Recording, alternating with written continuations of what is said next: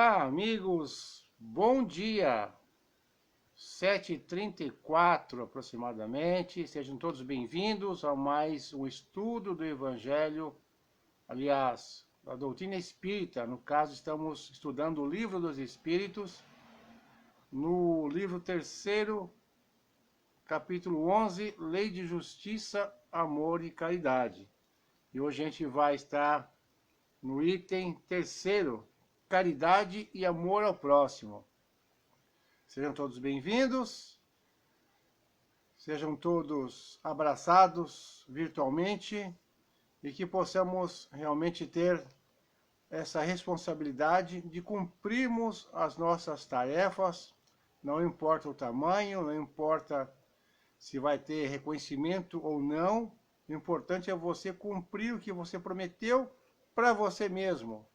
E nós temos esse ideal de continuarmos o estudo, no caso agora do Livro dos Espíritos.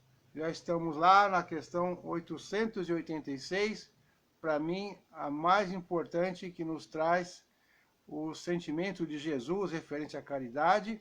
E nós estamos aqui, um pouquinho de cada vez.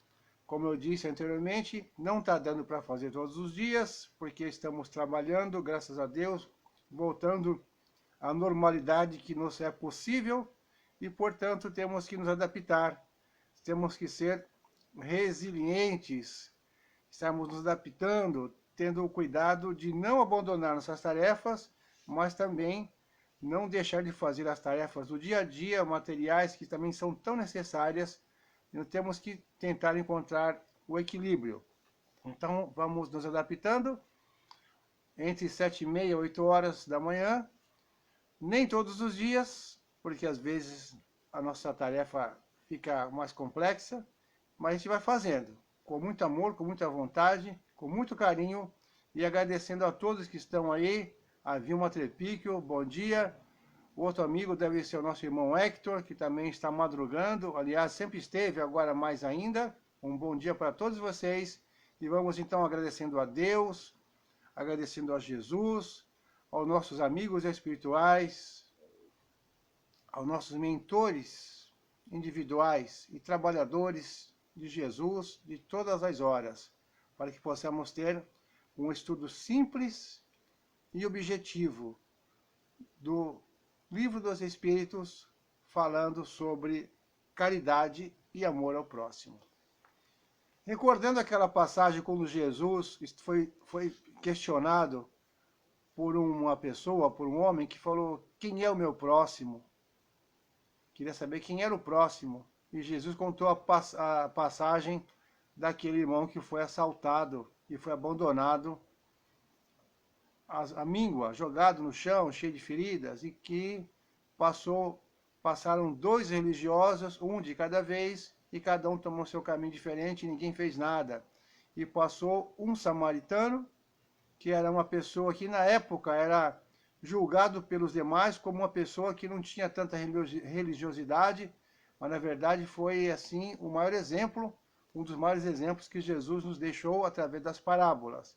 E passando esse samaritano, ele parou, cuidou daquela pessoa desconhecida que estava ali, que tinha sido atacada por assaltantes, cuidou das suas feridas, levou para a estalagem, para a hospedaria, e falou lá para o dono do local: cuida bem dele, que eu vou para a cidade fazer meus negócios, e quando eu voltar, eu pagarei todas as despesas a mais que possa ter sido necessárias. Eis aqui um tanto para você já começar a cuidar dele. E aí Jesus perguntou para o moço, né? Quais desses três foram o próximo daquele que foi auxiliado? E Jesus, aliás, o próprio rapaz respondeu: aquele que usou de misericórdia. Então esse é um dos maiores exemplos da caridade. Agir por amor, independente de quem seja. Mas vamos lá então, iniciar nossos estudos de hoje. Livro dos Espíritos, livro 3º, capítulo 11, Lei de Justiça, Amor e Caridade. A caridade e amor ao próximo, a questão que eu mais gosto, que muitos gostam, questão 886, É muito falada nas palestras para ver se consegue entrar no nosso coração de uma vez. Qual o verdadeiro sentido da palavra caridade, como entendia Jesus? Benevolência para com todos, é essa mesma. Indulgência para as imperfeições alheias e o perdão das ofensas. Isso para Jesus é caridade plena, desde que se exerça realmente esses 3 itens em toda a sua amplitude. Benevolência para com todos, todo ser vivo, toda criatura, independente de suas escolhas, de suas ações, de suas revoltas, suas mágoas, criminalidade, benevolência para com todos. Indulgência para as imperfeições alheias, todas as imperfeições que você encontrar, que você vê no seu próximo, fica a dica. Você está vendo o seu reflexo no próximo, então você também, com certeza, terá muitas dessas imperfeições que você está vendo no próximo. Mas a indulgência para as imperfeições alheias e o perdão das ofensas, que é o mais difícil para nós, porque estamos caminhando num planeta de provas e expiações, temos muito orgulho, muita vaidade, muitas coisas que nos impedem de ver a situação e perceber que nós estamos ali, na maioria das vezes, achando que estamos cheios da razão, mas que somos realmente aquela pessoa que está precisando baixar o orgulho, baixar a vaidade e pedir desculpas, pedir perdão. Então, o perdão das ofensas fecha esses 3 sentimentos, as 3 virtudes que Jesus disse aos espíritos que estavam coordenando ali a codificação espírita, qual que era o sentido que ele entendia da palavra caridade. O famoso BIP, benevolência, indulgência e perdão das ofensas. O comentário de Kardec diz assim: o amor e a caridade são o complemento da lei de justiça, porque amar ao próximo é fazer-lhe todo o bem possível que desejaríamos que nos fosse feito. Tal é o sentido das palavras de Jesus: amai-vos uns aos outros como irmãos. Continua ainda aqui o comentário. A caridade, segundo Jesus, não se restringe à esmola, mas abrange todas as relações com os nossos semelhantes, quer se trate de nossos inferiores, iguais ou superiores. Ela nos manda ser indulgentes porque temos necessidade de indulgência e nos proíbe humilhar o infortúnio, ao contrário do que comumente se pratica. Se um rico nos procura, atendemo-lo com excesso de consideração e atenção, mas, se é um pobre, parece que não nos devemos incomodar com ele. Quanto mais, entretanto, sua posição é lastimável, mais devemos temer aumentar-lhe a desgraça pela humilhação. O homem verdadeiramente bom procura elevar o inferior aos seus próprios olhos, diminuindo a distância entre ambos. Fica bem claro que aqui inferior ou superior, igual, se refere à moralidade apenas, e às vezes também às questões da alma, porque, mais uma vez, relembramos que somos todos iguais perante a Deus, só que alguns evoluem mais rápido, outros mais devagar, fazem escolhas diferenciadas, mas quando se fala de inferior, não devemos jamais imaginar que somos superiores a alguém, e nem inferiores a alguém, somos todos iguais. Somente no caso da moralidade, da intelectualidade, podemos ter um pouco mais de experiência, um pouco mais de conhecimento, mas tudo isso não nos coloca no direito de achar que somos superiores a alguém, nem mesmo na parte material, financeira, seja o que for. Na vista do mundo, na vista do homem, existem superiores, inferiores e outras coisas mais. Mas pela visão do Cristo, a visão divina, como nos recomenda aqui, somos todos iguais. Torno a repetir, somos todos iguais. Questão 887. Jesus ensinou ainda: amai os vossos inimigos. Ora, um amor pelos nossos inimigos não é contrário às nossas tendências naturais e a inimizade não provém de uma falta de simpatia entre os espíritos? A resposta bem clara é a seguinte: sem dúvida, não se pode ter para com os inimigos um amor terno e apaixonado. E não foi isso que ele quis dizer. Amar os inimigos é perdoá-los e pagar-lhes o mal com o bem. É assim que nos tornamos superiores. Pela vingança, nos colocamos abaixo deles. Ou seja, esse superior e inferior é mais uma vez referente à moralidade, à perfeição, ou melhor, à elevação espiritual. Nada mais do que isso. A questão 888. O que pensar da esmola? O que pensar da esmola? Ou seja, se nós temos que dar muito, pouco, como? Ou seja, cada caso é um caso. Vamos aqui ao que foi colocado como resposta nessa questão. O homem reduzido a pedir esmolas se degrada moral e fisicamente, se embrutece. Numa sociedade baseada na lei de Deus e na justiça, deve-se prover a vida do fraco sem humilhação para ele. Deve-se assegurar a existência dos que não podem trabalhar, sem deixá-los à mercê do acaso e da boa vontade. Então, a sociedade, o ser humano, uma sociedade baseada na lei de Deus e na justiça, deve prover a vida dos fracos, sem humilhá-los. Deve-se assegurar a existência dos que não podem trabalhar, sem deixá-los à mercê do acaso e da boa vontade. Ou seja, quando a pessoa tem condições de trabalho, tem que ser feito um trabalho psicológico, um trabalho educativo, e colocar para eles a importância de uma atividade, que eles têm ainda condições físicas, intelectuais, que não podem ficar para o seu próprio bem, em ociosidade, sempre dependendo, sempre achando que a sociedade tem a obrigação. Olha bem claro, os que não podem trabalhar, mas os que podem trabalhar, devem ser incentivados a fazer alguma atividade para o seu próprio sustento, porque a humilhação que a pessoa passa não tem tamanho.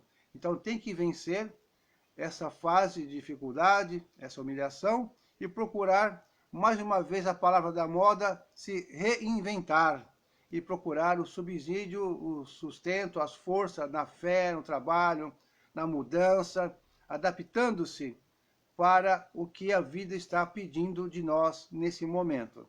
Então, a pessoa que não tem condições momentaneamente ou por uma encarnação por mais tempo, a sociedade tem sim obrigação e dever de assegurar a sua existência e de fazer com que essa pessoa tenha o mínimo necessário, os recursos de alimentação, de saúde, de tudo, lazer, tudo que possa ser feito. É claro que é limitado, mas nós temos que fazer o nosso melhor, a sociedade como um todo e nós como pessoas individuais.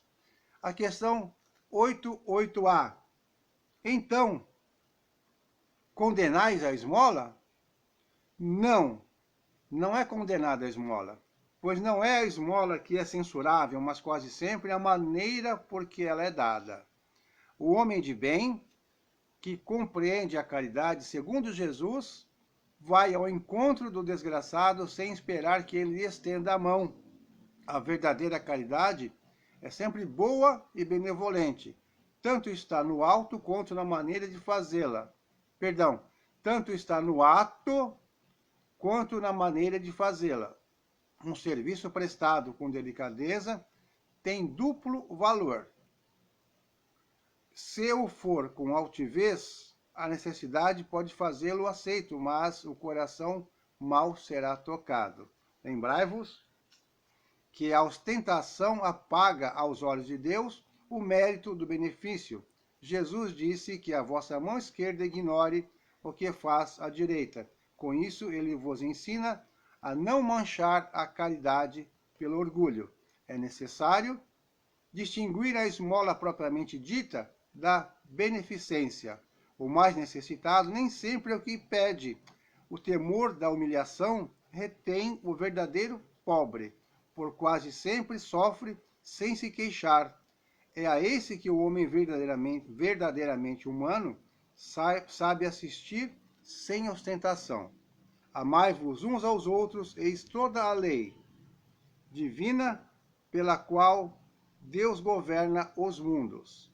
O amor é a lei de atração para os seres vivos e organizados, e a atração é a lei de amor para a matéria inorgânica, ou seja, a matéria orgânica se atrai pela lei de amor, e a matéria inorgânica também se atrai, a lei de atração, ou seja, o amor é a lei de atração para os seres vivos e organizados, e a atração, a lei de atração funciona como a lei de amor para a matéria inorgânica. Então tudo tem afinidade, tudo se agrupa, se organiza por afinidade. Tanto os seres orgânicos como inorgânicos. Não ouvideis jamais que o espírito, qualquer que seja o seu grau de adiantamento, sua situação como reencarnado ou na erraticidade, está sempre colocado entre um superior, que o guia e aperfeiçoa, e o inferior, perante o qual tem deveres iguais a cumprir. Sede, portanto, caridosos, não somente dessa caridade que vos leva a tirar do bolso o óbolo que friamente atirais ao que ousa pedir-vos, mas ide ao encontro das misérias ocultas. Sede indulgentes para com os erros dos vossos semelhantes. Em lugar de desprezar a ignorância e o vício, instruí-os e moralizai-os. Sede através de benevolentes, sede afáveis e benevolentes para com todos os que vos são inferiores. Sede o mesmo para com os mais ínfimos seres da criação. E tereis obedecido à lei de Deus. Esse comentário aqui não foi de Kardec, foi mais uma mensagem de São Vicente de Paulo. Isso mesmo. Colocou aqui mais uma vez como que nós temos que procurar exercer a caridade, sem ostentação, sem humilhação, procurando os infortúnios ocultos, aquelas pessoas que estão ali precisando de alguma coisa, seja material ou espiritual, ou mesmo uma palavra, um ouvido. Nós temos que procurar essas pessoas e sentir, ir lá e fazer o que elas estão precisando, de acordo com o nosso entendimento e a nossa capacidade. Não deixar ninguém sem assistência. Se você não pode, procure na sua lista de contatos lá, seus amigos, quem pode. E se for espiritual, faça uma prece, convoque mentalmente auxílio, e com certeza terás auxílio para auxiliar esse irmão, essa irmã que esteja precisando de algo assim, que realmente é de extrema importância, de suma importância naquele momento. E para terminar, falando da caridade e amor ao próximo, nós temos a questão 889. A questão 889 diz o seguinte: não há homens reduzidos à mendicidade por sua própria culpa, ou seja, tem pessoas que estão na mendicância por sua própria culpa, sem dúvida, mas se uma boa educação moral lhes tivesse ensinado a lei de Deus, não teriam caído nos excessos que os levaram à perda. E é disso, sobretudo, que depende o melhoramento do vosso globo. Ou seja, mais uma vez, a educação moral e a lei divina. Mas, mesmo assim, cabe a nós ressaltarmos, recordarmos, que mesmo tendo reconhecido que a culpa daquela situação foi por falta de habilidade ou por excessos cometidos nessa ou em outras vidas, cabe a nós auxiliar no que pudermos e não julgarmos, porque faz parte da benevolência para com todos, indulgência com as imperfeições alheias e o perdão das ofensas, a caridade segundo Jesus ensinou. Se nós somos colocados na frente daquela pessoa, no momento da vida, para aliviarmos a sua dor, não temos que pensar duas vezes. Temos que agir com o coração, com amor e procurando fazer sempre o nosso melhor, procurando dar o auxílio que aquela pessoa ou aquele grupo de pessoas precisa para aquela ocasião. Muita paz a todos, muito obrigado mais uma vez, e que possamos compartilhar este vídeo, que possamos também passar mais tarde no canal do YouTube Reflexo da Luz, se inscrever por lá e também compartilhar. Um grande abraço a todos, fiquem com Jesus e até a próxima oportunidade.